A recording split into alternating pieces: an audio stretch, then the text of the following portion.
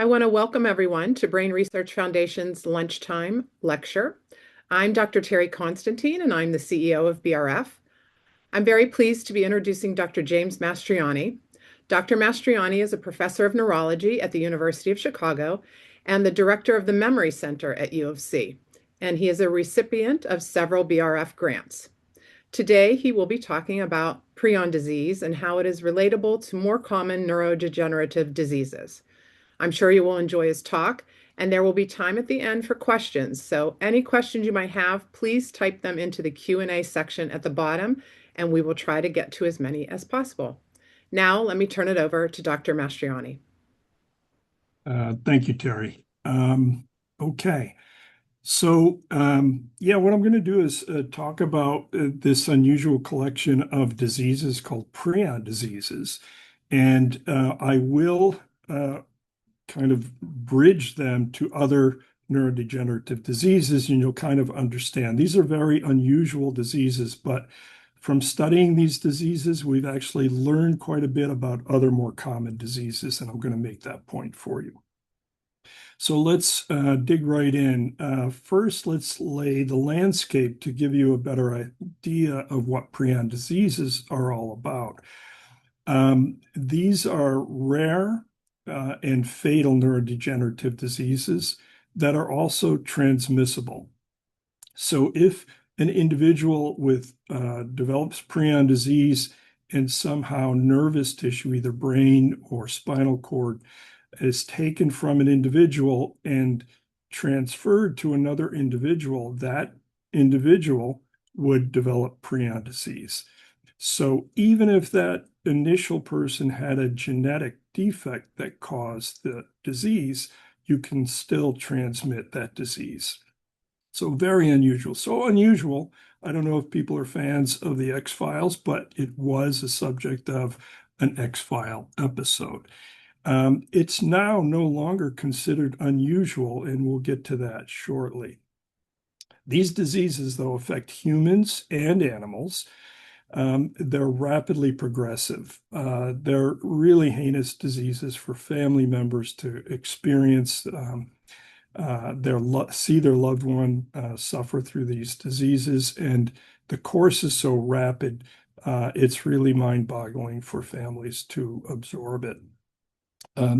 Typically, from the first onset of symptoms to death is about 4 to 6 months, and even some patients will progress in a matter of weeks. Creutzfeldt-Jakob disease, or CJD, is the most common of the prion diseases. Gerstmann-Straussler-Schenker disease, or GSS, is a genetic form of the disease. And there's also a disease called fatal insomnia, which causes progressive insomnia in individuals, and then a variety of other symptoms. And so you can imagine people who develop insomnia and then surf the internet.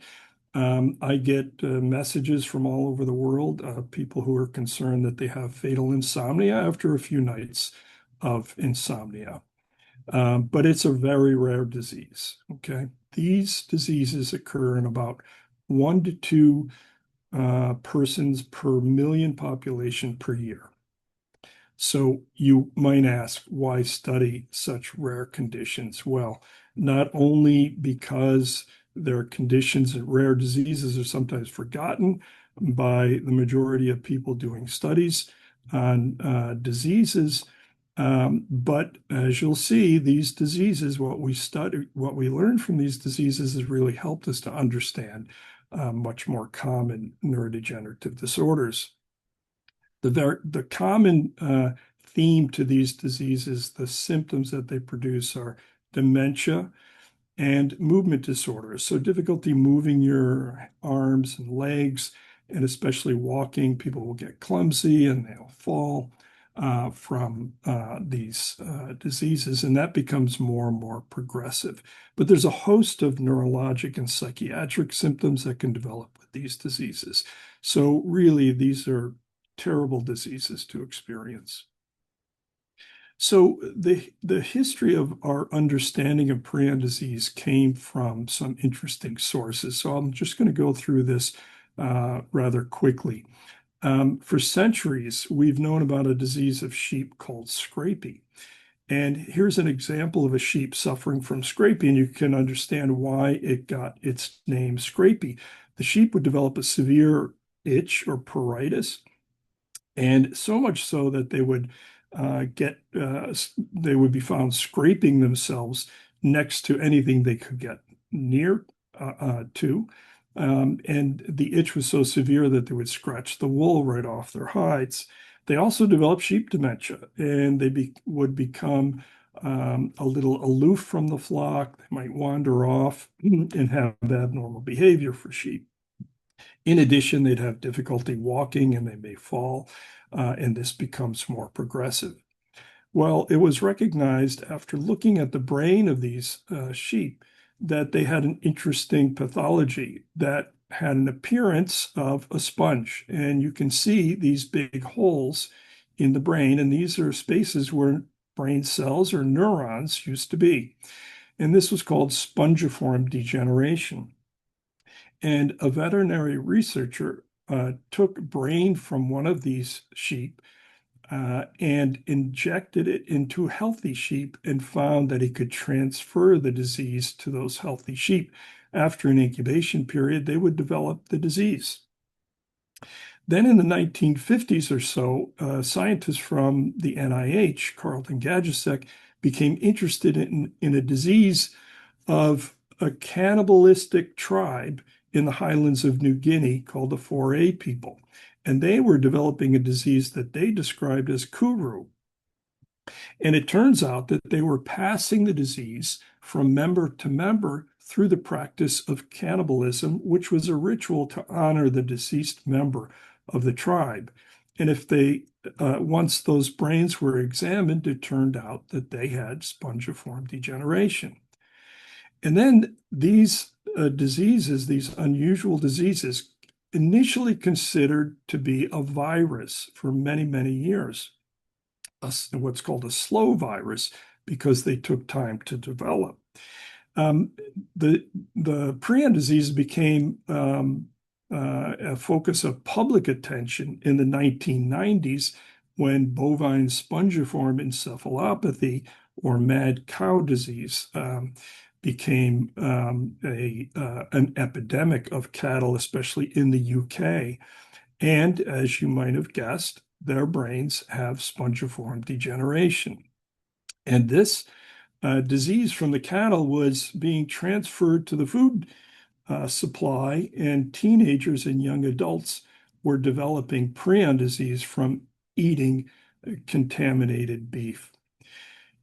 Now, the focus of attention then on these diseases by several investigators, but in particular, Stanley Prusiner, he was the one who finally cracked the code on what these diseases were all about. And what he found in all of these diseases is an abnormal protein called a prion. And this protein is a misfolded conformer or misfolded shape, abnormal shape of a normal prion protein. The normal prion protein is a protein that's highly concentrated in the brain on brain cells or neurons. And as you can see, there's a normal three-dimensional shape to that protein, but that gets changed. And this abnormal shape causes toxicity. Okay. So here's how we think about these diseases. There's a two-step process. First, you generate a prion. So here is the normal prion protein again that we call PRPC for cellular, the normal form of the protein. And it gets converted to PRPSC, the scrapie form of the protein, in homage to the sheep, because a lot of what we know about prion disease in early studies came from studying sheep scrapie. Now, this can occur spontaneously more commonly, but it can also occur if you carry a mutation of the prion protein gene or if you're exposed to prions. Once this abnormal shape is generated, then it has the ability to spread throughout the brain by interacting with more of the normal protein and converting it now to the misfolded shape. And this happens over and over again and spreads throughout the brain and kills neurons or brain cells, leading to the development of the symptoms associated with prion diseases. Now, this may seem like a far-fetched idea, and it was initially, until it became clear that this was the process of prion disease. And through the years now, people have looked more closely at other more common neurodegenerative diseases. So here we see Alzheimer's disease, Parkinson's, Huntington's, ALS, frontotemporal dementia. Each of these diseases are associated with a normal protein that becomes abnormal and misfolded.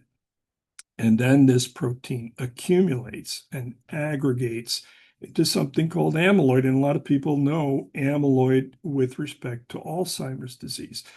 And these become toxic to the cells and cause the diseases of each of these separate, more common diseases. And depending on the protein, there's a different phenotype or a different presentation of the characteristic disease. So what we thought was a very unusual disease that was affecting cannibals and sheep, now it's become a common theme. And many of these neurodegenerative diseases actually behave in a prion-like manner. So how do we know for sure that it's not just the protein itself that's replicating into that abnormal shape, or a virus is somehow causing the replication? This seminal experiment proved that it was not just the protein, the misfolded protein or the prion, that was replicating itself, but it was converting normal protein in the brain. So here, a mouse was made in which the prion protein gene was deleted. So these mice do not produce prion protein. And whoops. And so the question is, are these mice susceptible to prions? If they aren't susceptible, that means that the prions are in fact converting the normal prion protein. So here, normal mice get sick after 150 days with prion disease if you inoculate them with prions. These mice don't. So these mice live a normal lifespan, over 800 days, because they can't replicate the prions. So there's no normal prion protein to be converted. And that's an important concept to think about as we talk about therapies for this disease. So what has our lab focus been? We've asked the question, how do prions propagate? And this is one major question that we've been addressing. So not only what is it about the prion protein that allows it to misfold into the prion shape or the scrapey isoform, but how does the misfolded PRP SC interact with the normal protein and convert it simply by protein-protein association? Is there something specific about the association, and are there sites within the protein that are key and necessary for this interaction to occur? And if there are, maybe that's a way by modifying these to treat the disease and block that propagation. So this is kind of our approach to studying prion disease. And this is just sort of a general overview. We use a variety of prion models in the lab, okay, to try to better understand the biology of prions and what determines how these proteins interact. So here we use mammalian cells. These are cells that are immortalized, and many of them are derived from cancers, but we can grow them in a plate, and then we can study by introducing DNA that encodes the prion protein, we can introduce it into the cells and monitor the behavior. What effect does the modifications that we might introduce have on prion formation? These cells, some cells are specialized to replicate prions chronically, so they're always producing the misfolded conformation. So if we introduce an DNA to express a prion protein molecule with different sequences or changes that might interrupt this process, we can see if it's inhibiting or enhancing the conversion of that molecule.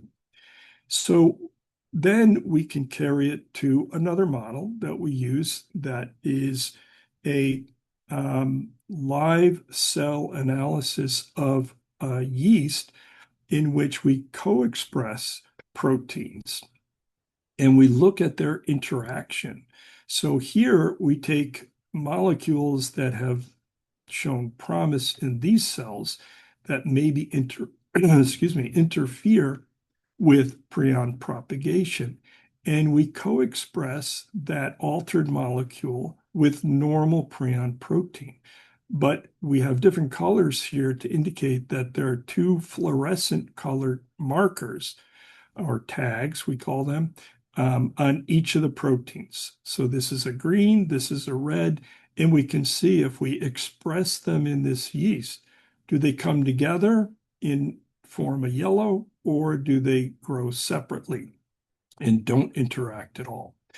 And then we can even look further at the proteins that come together and use a specific analysis called fluorescence resonance energy transfer that allows us to look at the details of two proteins coming together. So we're looking really at the molecular level.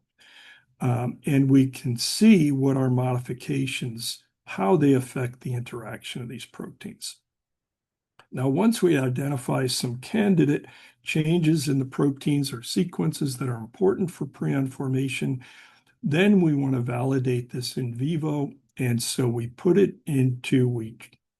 introduce this into the genes of a mouse, and we make mouse lines that express these abnormal prion proteins. And we test, are they susceptible to prion disease or not? Or do they have a spontaneous disease produced by the changes that we introduce? So we identify specific interactions, we look at how these proteins are interacting, and then we validate it in vivo. So here's an example of the general process.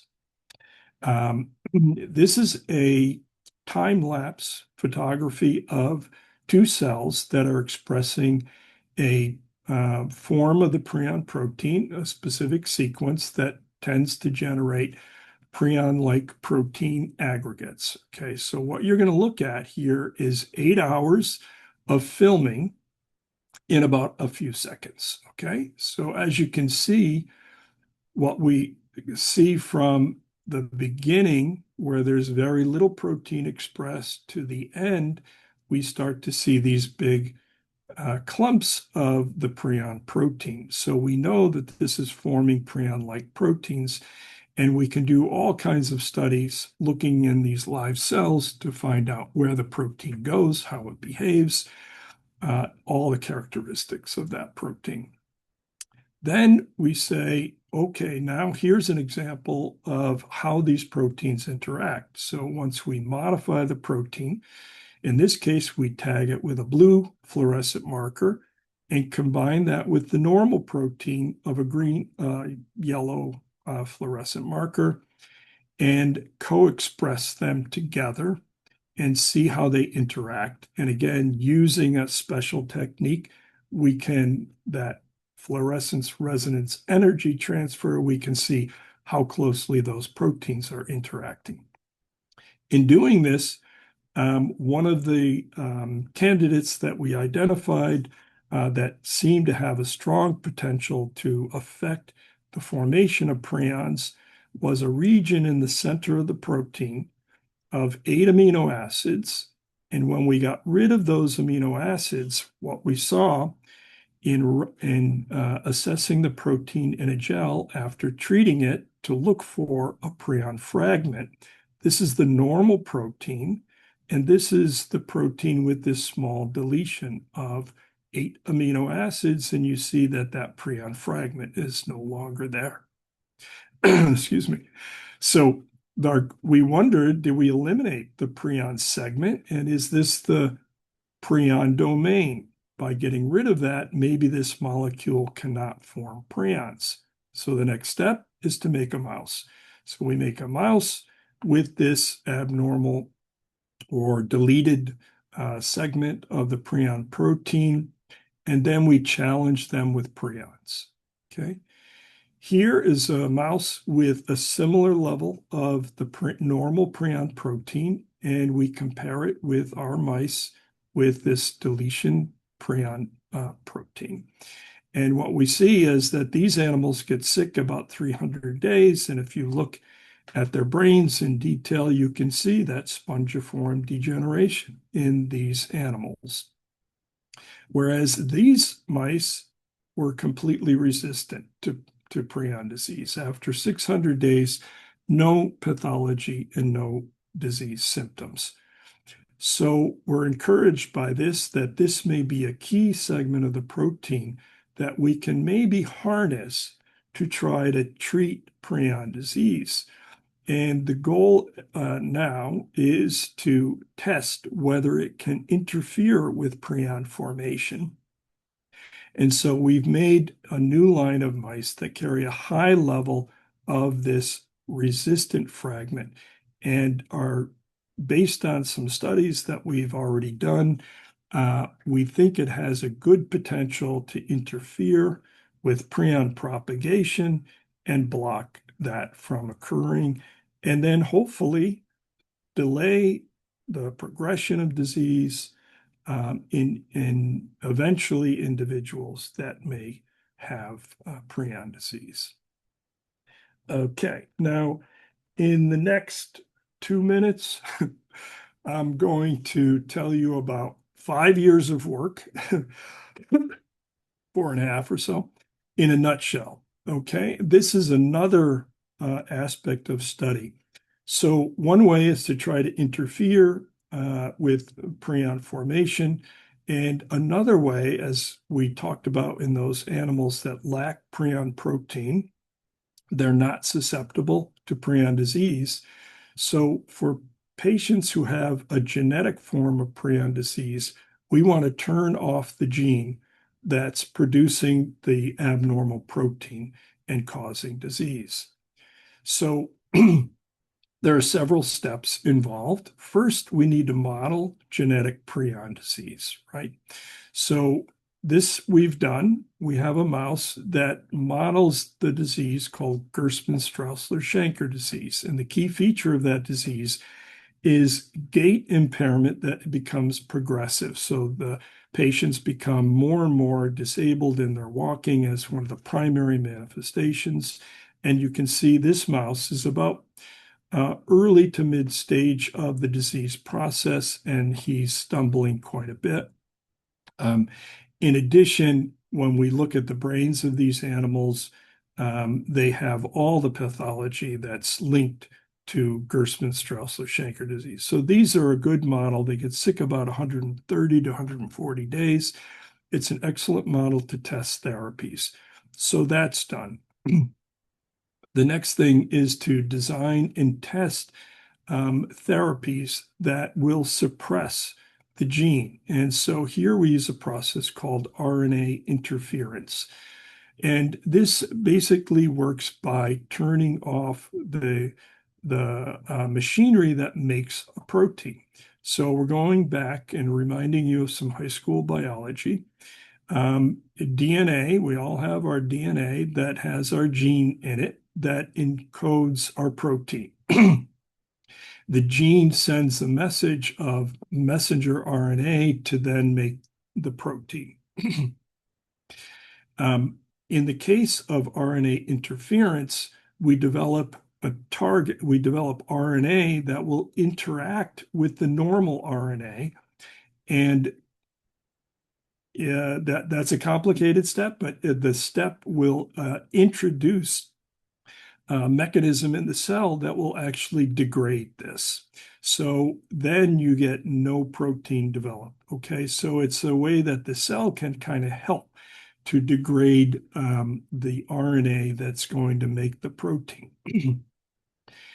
Now, these are called autosomal dominant genetic disorders.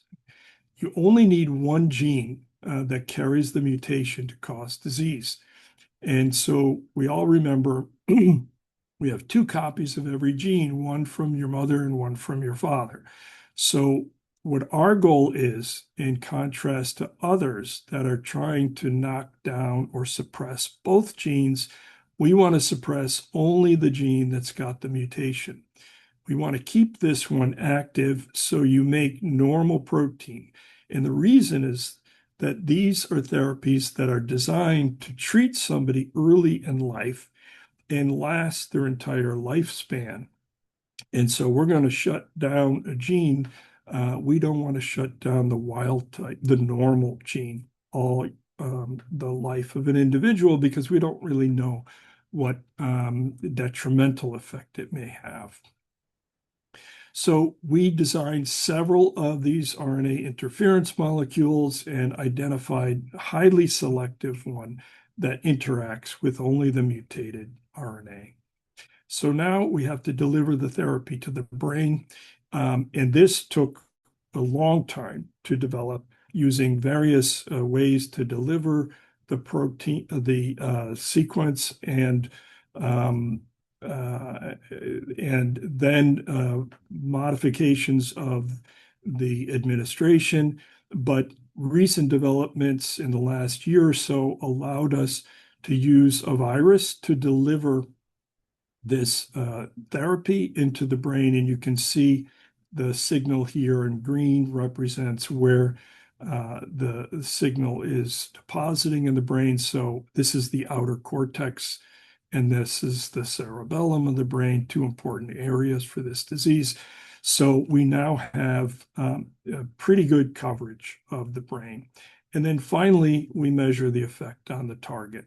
So here's an example of a control animal. And what you see here in this orange color are the prion protein misfolded clumps in that deposit, or amyloid that deposits in the brain of these animals, in a control animal. And then here's an animal that was treated with this therapy, showing much less of the misfolded protein.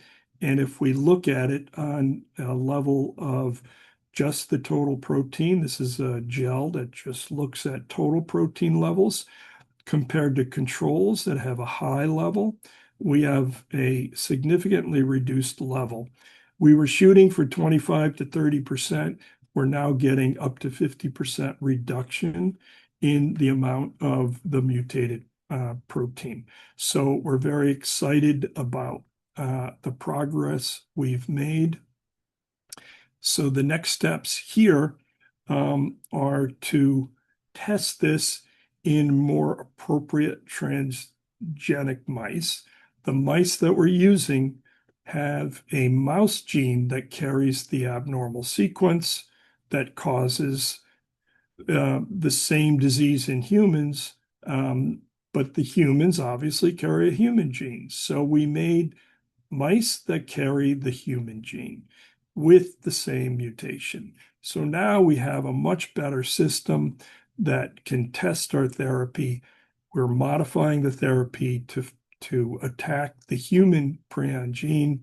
And once we do this, this will be one step closer to clinical trials in humans. And that's the ultimate goal. So thank you, Brain Research Foundation. Didn't do too badly, I think, as far as time, maybe a little. And as Terry mentioned, the BRF has really been supportive of me. I've been in this business for a long time. and they've supported me throughout that time. I would say, though, that the seed grants are probably the most important thing that the BRF does with respect to supporting assistant professors, early career people who are really trying to get off the ground in order to get that preliminary data that's going to help them write for NIH grants. And in the first few years or so of my career, we were able to parlay these seed grants into about $5 million in NIH funding. So again, these are incredibly important funding sources for early career people.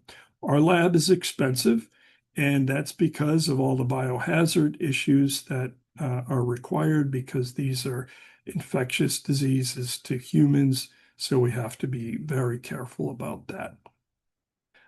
This is the core of my lab right now, and that's it. And happy to answer any questions. Yes, if anyone has questions, please type them in there's a little icon at the bottom that says Q&A.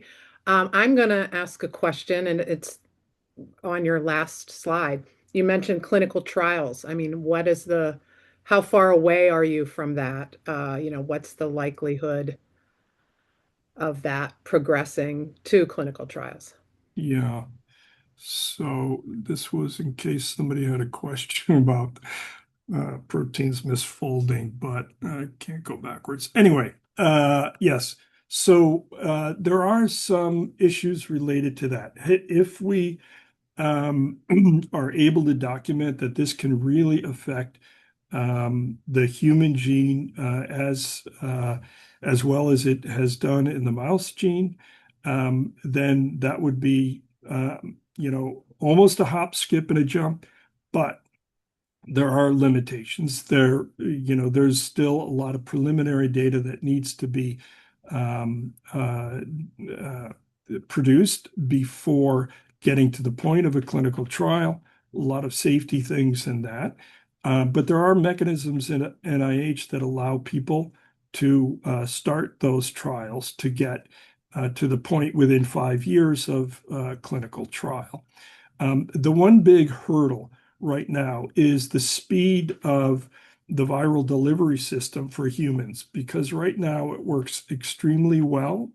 And there's even more newer modifications that are coming to get into the brain of mice, but not so much humans. And that could be the sticking point, is that these viral delivery systems to allow the therapies to get into the brain of humans may need to continue to develop. And once those, and that's a whole other set of studies that other people are doing, but once those get up to speed, hopefully, then it's just a matter of putting in this therapy into those vectors and doing the trials. Okay, thank you. Well, another question. Why do you think diseases from prion-like proteins had or lead to severe pathology in the CNS, but seem not to lead to much overt pathology in the periphery? Great question. I like that question. Okay, so the simple answer though is the prion protein is highly concentrated in the brain. And so that because the prion protein is there, that's the protein that's going to get converted by prions. If we had a high level, and if you look in the periphery and the heart and the kidneys, lungs, there is a level of prion protein, but it's much less, okay, and several fold less. But people have done experiments, interestingly, to overexpress the prion protein in different organs. And by doing that, you can concentrate the disease in those organs. So really, it simply depends on the fact, the way were built, that neurons, brain cells, have high levels of prion protein, and that's why disease occurs in the brain. Okay, another question. You started off by saying how this is relatable to other neurodegenerative diseases. Then you showed us the prion domain. Do you think there are other domains in other neurodegenerative diseases that we need to find and that we can possibly use the same techniques and technology for those? Yeah, in other diseases, in that, clearly there are some segments of certain proteins that do tend to aggregate, in that we know by expanding them that they cause the aggregation. And if there was a way to delete those, that would be a great thing. But yes, it's not clear if all of them. What was really great about this is that it's a small segment of the gene.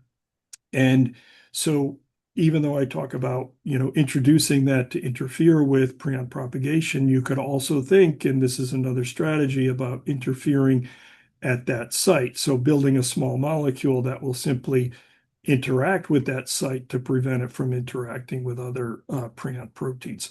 But to answer the question, yes, that's the nice thing about, or special thing about prion diseases and studying them. Um, I'll give you an interesting tidbit. So this whole idea of misfolded proteins propagating, um, what was developed for prion disease to try to diagnose prion disease from the spinal fluid is, if we take spinal fluid from individuals with prion disease, they carry small amounts of prion in the spinal fluid. So the small amounts of the abnormal protein is floating around, but it's hard to detect. And so what people have developed is an assay in which you mix into that spinal fluid normal prion protein. So you can make this with bacteria, and then you put in the normal prion protein that is now the substrate. So now you have a lot of excess normal prion protein, and you can incubate those tubes and you can make more prions in the tube. And then you have enough that you can now see in a gel or some other assay that tells you, yes, you do have prion disease. And this test now has been developed in the same way for Parkinson's and in the same way for other diseases. Um, and so using this prion like process, you can amplify these other misfolded proteins from these other neurodegenerative diseases.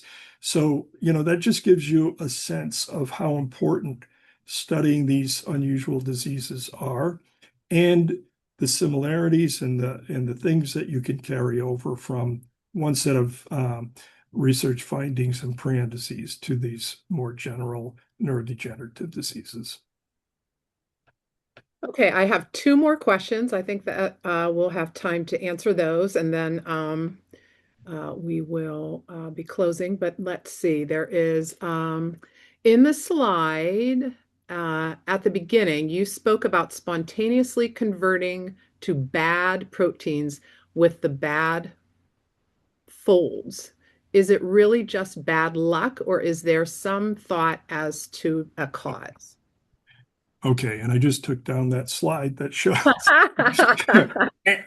Um, okay, yeah. So basically, it is bad luck primarily, but in the cells there are actually mechanisms that we have that are called quality control mechanisms that will actually refold proteins. So if protein falls into an abnormal shape, there are these things, bigger proteins, that will actually grab onto the protein, open it up, and let it snap back to its normal shape.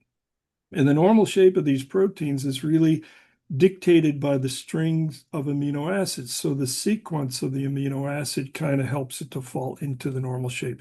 So in these cases, something bad happens to that quality control mechanism. And so these misfolded proteins slip through, and that causes the disease to then propagate.